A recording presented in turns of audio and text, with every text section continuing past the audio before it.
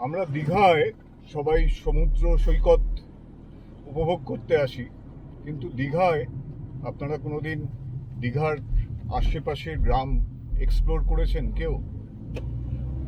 আমরা দেখুন দীঘার আশেপাশের গ্রাম এক্সপ্লোর করছি এই ভর সন্ধেবেলায়। 200 meters, continue straight past Durga Temple, METRISHEKTI Upasana onto মাত্র Durgapur, 500 কিলোমিটার Sakri দূরে Shore আছি। Road, Mukundpur Village Road.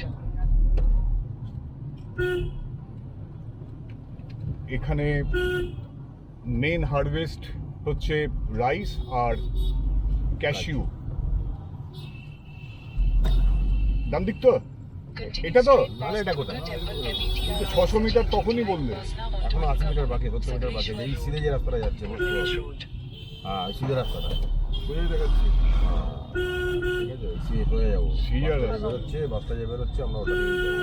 আচ্ছা আমরা আমরা এইটা দিয়ে এসছি না? হ্যাঁ